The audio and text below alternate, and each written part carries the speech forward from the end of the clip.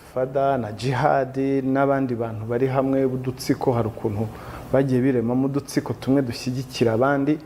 Byatangiye tubona ari nka showbiz nk'uko showbiz ziriho, ariko tuza kubona ko biri kugenda bifata indi ntera, aho batangiye kuzanamo amagambo ubona aganisha ku byaha, aganisha kuri amacakubiri, aganisha ku ngengabitekerezo ni vibe. Imihanda none ikomeje kunyerera kabisa. Inkuru zabaye nyinshi cyane, inkuru ziri guca ibintu. Yago akomeje kugarukaho cyane. Yago burya ngo kujya gucika ngo kwa kuntu yagiye muri Uganda ari kugenda avuga ko ahunze abantu bashatse kumwica. Ibi ngibi byakomeje kugarukaho cyane, kugeza aho hano ku social media bari kuvuga ko ahubwo noneho yagashobora kuba yarahunze kuko ko ari bya byinshi ari gukurikiranwaho na RIB. Mukuru wa RIB yagize ikintu abivugaho gikomeye cyane. Mukuru wa RIB yagize ati, aravuga ati Yago buriya mbere yo kugira ngo agende ati burya yari ari gucika ahubwo kuko twari twabanje kumuhamagaza umunsi wa mbere tumubaza ku bijyanye n'amavideo akomeje kugenda postinga, ari kugenda azanamo ibintu by'amacakubiri, agenda azanamo ibintu ngo bya genocide, ibintu nyine ubona ko bishobora kuba byaganisha ku kintu kibi kabisa. Ibi ngibi ndakeka nawe mwaragiye mubibona ariko mukabyirengagiza, kuko yagendaga ari kugenda mentioningamo ibintu ati umuntu wawe yakoze genocide, papa wawe n'ibiki. Cyeka ari amakuru mwaragiye muyabona kabisa, ari amakuru mwagiye muyitaho murayareba ukuntu byari bigiye bimeze. Urasubscribe aho munsi kugira ngo ntihakagira amakuru n'amaki agucika. Tuguha amakuru agezweho hano kabisa, amakuru ari trend ari update, then areke nimba ku kiganiro. Ibi rero ibingi byagiye bikomeza kugarukaho cyane. Noneho Yago bakimuhamagara ngo bamubaze ku munsi wa mbere, yaragiye arisobanura nyine bigira ngo biyumvishe, gira ngo bamukebuye nyine kabisa. Urumva bure iyo RIB guhamagaye ikakuganiriza, akubwira ati wa mugabo we bimeze bite, ariko ibintu uri gukora bure RIB guhamagaye ubwo ati wa mugabo bimeze bite, ibintu uko dushaka ko tubona atari byiza nyine. Sasa rukanga kugira ikintu bikoraho, bure hari ikintu baba batangiye gukeka mu hari n'ubutumwa baba bari gutanga, urumva. Hanyuma rero icyo gihe byagezeho noneho na Yago aritahira aragenda. Ako sindi kiganiro noneho umuhungu akora kiri kiganiro umuhungu nawe arongera bishiramo bya biri noneho. Arongera abwira abantu bamwanga, atangira kugenda babwira nabi bimwe bisanzwe, gukritika ku muntu kwanga cyangwa se kuba wavugaho uko byumva, ibyo ntago ari ikibazo kabisa. Abivugaho none arongera abivugaho sasa. Ikintu RIB yakoze nanone nabwo yamamagaye nabwo bwa kabiri, ramubwira ati ariko Wani dukomeje kumirwa kabisa. Noneho Yago nk'umuhungu nyine witabagwe kabisa, umuhungu wa big beginner, ababeginner nyine nguriya. Hanyuma sasa birangije, Yago nibwo ahisemo kwita yigira muri Uganda. Nibisanzwe umuhungu ahita yandika aravuga ati rero ngiye mu nzu Rwanda ariko sindwanze bitewe n'abantu bashatse kunyica.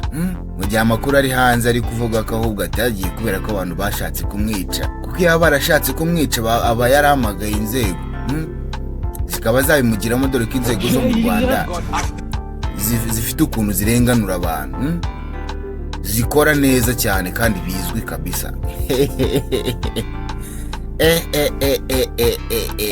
Bikomeje uvuga ko rero ashobora kuba yaragiye ahubwo ari gucika, kuko yari yatangiye kuba yagiye. Urabona iyo witabye RIB bwa mbere bwa kabiri nk'umuntu mukuru uhita wumva ikizakurikira mu gihe ibyo bintu wumva ko dushaka kuzabihagarika. Ibi ngibi na Scovia yabivuzeho, aravuga ati rero ikibazo kimeze gutya, iki kibazo cy'uyu mugabo kabisa, n'umuntu ukuntu ngenda mbibona. Reka mbumvishe kano kantu k'umukuru wa RIB. Yago na Godfather na Jihad n'abandi bantu bari hamwe b'udutsiko, hari ukuntu bagiye biremamo udutsiko tumwe dushyigikira abandi. Byatangiye tubona ari nka showbiz nk'uko showbiz ziriho, ariko tuza kubona ko biri kugenda bifata indi ntera, aho batangiye kuzanamo amagambo ubona aganisha ku byaha, aganisha kuri amacakubiri, aganisha ku ngengabitekerezo. Yago yarahamagawe arabazwa. Yago yongera gushyira video hanze.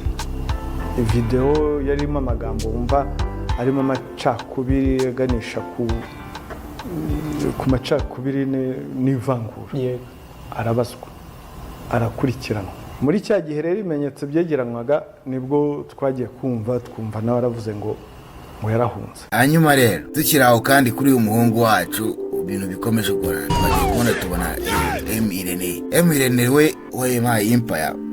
Uribuka ko nawe yagarutsweho na Yago ari kugenda avuga ko umwe mu bantu batari babanye neza na Yago, umwe mu bantu batahuzaga kabisa, kandi no mu bantu Yago yagiye amentioninga bagiye bamubanira nabi, bumva abanyamakuru bagiye bamugirisha ari bashaka kuba bamugirira nabi.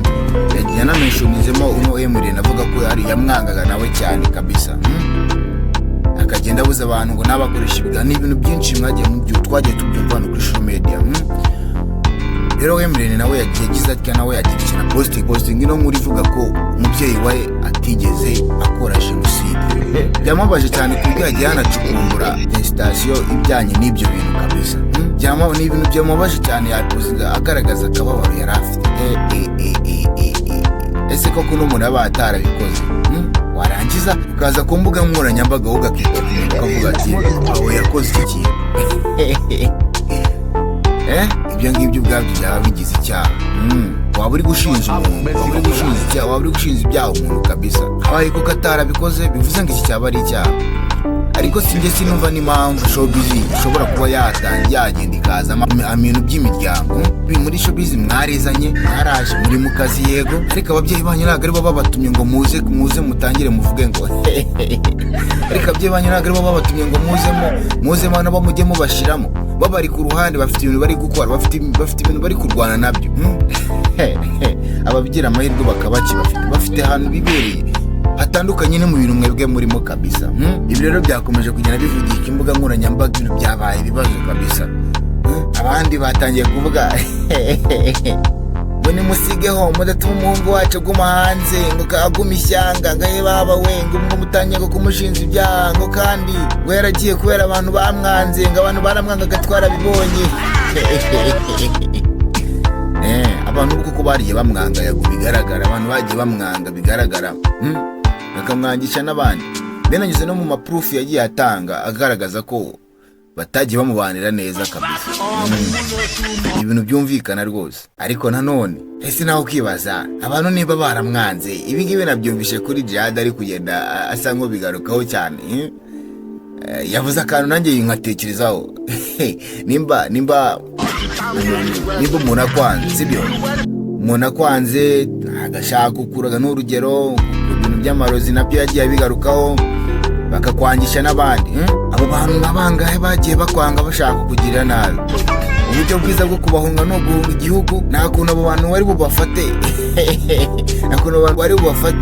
ukaba wagenda ukabwira RIB ukabwira ati ibintu bimeze gutya. Hano dufite inzego zikora akazi kazo neza. Ugenda ukabwira ati hano ngiye hari abantu batatu tabanye neza bimeze gutya. Mu gihe cy'imyaka ine ibyo bintu warabyigumaniye, wanga kujya gutanga ikirego. Hanyuma ubona igisubizo cyiza no kuba wasohoka igihugu. Abantu bagira uburyo bakoramo ibintu byabo, nanone ndakumva abantu bagira uburyo bakora ibintu byabo kabisa. Ni vibe. Tukomeje kurebera hamwe ibintu biri kugenda bibera hano hanze kabisa. Sasa rero nyuma yuko ibintu byose bikomeje kugenda biba Titi Brown yagize atya ahitamo kujya kubere ya kamera afite agahinda kenshi cyane. Bibaye nyuma yuko rero Yago postinze video avuga ko Titi Brown ari nashima kuko yamukora ibintu byinshi cyane byiza, ariko bikarangira Titi Brown atamwituye. Ibi ngibi Yago yabivuze hababaye ibyahatara, avuga ku buryo ki yagiye kumusura muri gereza. Agenda bivugaho uburyo ki abantu bamugiye mu matwi, bakajya mu matwi Titi Brown akanga kuza gukorana ikiganiro na Yago. Titi Brown bakayigezaho bamwishyura, Sabe Wayisimba bamwishyura, bikarangira Titi Brown ko atagiye gukorana ikiganiro na Yago.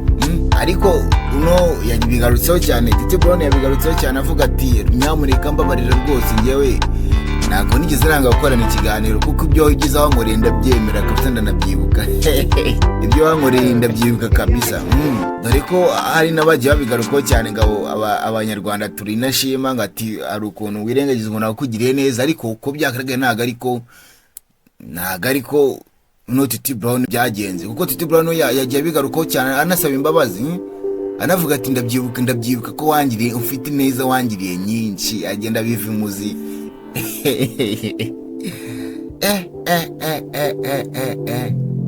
mbega inkuru ziri imihanda dukomeje kumirwa kabisa kubera ibintu biri kugenda bibera hano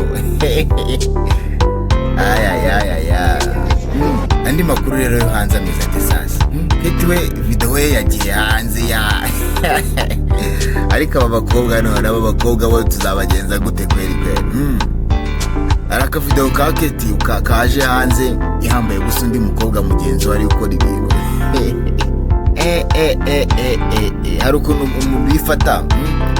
umuntu yifata akicara ngo iyo video ndakeka mwayibonye biriya bintu sinzi ukuntu babyita mu Kinyarwanda banza Ikinyarwanda cyacu kitaraza neza sinzi ukuntu babyita urumva ariko yari umukobwa ku mukobwa bambaye gusa si hari ibintu bari gukora umwe yubitse umutwe mu maguru y'undi kabisa Keti yari yicaye umukobwa yubitse umutwe mu maguru ye hari ibintu ari gukora munsi ari gukemura ako kavido kaba karacicikana hano ku mbuga nkoranyambaga Keti nabo barabibonye abarapostinze ngo nyamuneka iyo video ni muyisibe ngo umubyeyi wanjye gatazabibona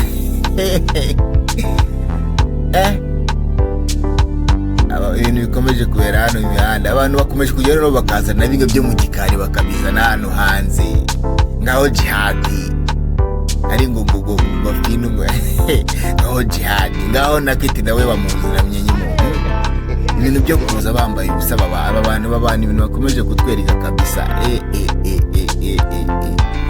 nyuma rero yuko Keti apostinze avuga ati nyamureka iyo video munsi mu byo wanjye atarayibona dore nenda nikosa ryabayeho mutuba mu mbabarire mu kusibe ahubwo abantu benshi nubwo bagiye bahitamo bwo kuyibika ni nko kuvuga ati no ahubwo ino video washobora kuba ari ingenzi kabisa hanyuma rero yaho ngaho nibwo twagiye kumva nanone twumva undi muntu ari kuvuga ati ahubwo biriya bintu na akazi ka Keti we nta nubwo yibereye mu Rwanda yibereye hanze muri Amerika ariko byagiye bigaragara ko Keti ashobora kuba ahubwo we yibereye mu kazi biriya n'utuntu twe dore ko ari na video ejo bundi mperutse kubona ya Keti ari kuvuga ko kimutunze ngo ari kurimba akaruka karirimba ati kiramutunze ngo sinzi niba iyo video mwaragiye muyibona nayo yacicikanye nk'iminota nk'ingayi yongerera bura yavuga ngo kingo kimutunze ngo abantu ngo baramurwanyaga bamubwira buriyo nta kintu ngo kizamumarira sinzi niba yaravugaga ikibuno sinzi niba yaravugaga ikindi kintu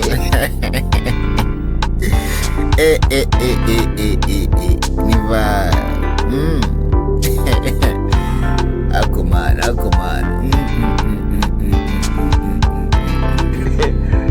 rero tuvuye kuri izi stories ziri kugenda zibera ahangaha zose reka rero tugire izindi tuvugaho reka tuvuge kuri biboro bindi noneho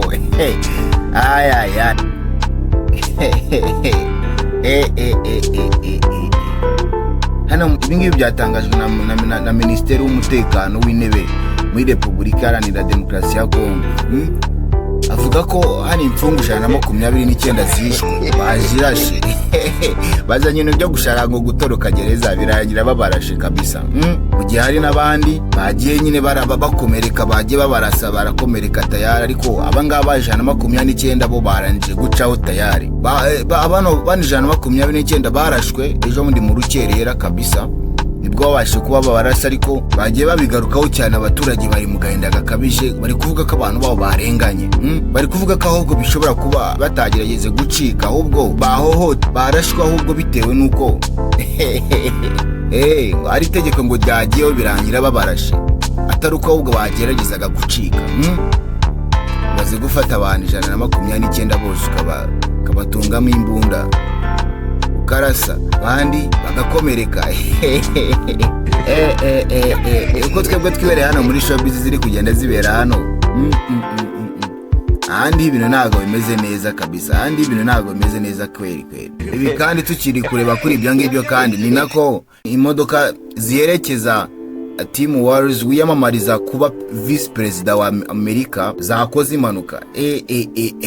Abantu bagiye hanze baravuga sasa kuri X n'ahandi hose no kuzindi mbuga nkoranyambaga bavuga ati se ni gute imodoka ubundi ziherekeza vice perezida zikora impanuka? Baba barahisemo umuntu uzitwara utarize cyangwa ni nko kumuha akantu k'akagasoko bakamubwira ati kweri ntago tugushaka, cyangwa se bakamubwira ati uramutse unatowe ntukora ibintu dushaka, dore urupfu rwawe dushobora kurufata nk'aho ari impanuka. Ni hatari kabisa. Inkuru zikomeje kugenda zibera hano, imihanda ni nyinshi. Ni nako kandi ku itariki 7 Nzeri ejo bundi muri Kigali Convention hateganyijwe ikintu cy'ikirori cya danje. Hateganyijwe ibirori by'agatangaza. Ujya ubona amashow yo muri Amerika ni vuba hanga ukayabona no mu Rwanda. Hateganyijwe ibirori byiswe Silver Gala, byateguwe n'umubyinnyi mpuzamahanga w'umunyarwanda. Hano umubyinnyi mpuzamahanga w'umunyarwanda muramuzi, ubanza muramuzi, bamwita Sheria Silver. Iki gitaramo cye kigenda kizenguruka no ku isi hose, numva yakise Silver Gala. Uyu mukobwa afite imana ikomeye cyane mu mbyino, afite ukuntu yibyinira rwose utuntu twe abantu bakabikunda kabisa. Igitaramo cye rero kizaba kimeze neza cyane, muzaze tukitabire. Rero tuvuye muri izo saga zose reka mbashimire ko mwakomeje kubana nanjye, ni vibe. Komeze kubana nanjye kabisa, njye nk'uwa makuru yose agezweho hano muri Showbiz Rwanda Entertainment ndetse n'andi makuru yose y'ingenzi kandi. Ciao ciao.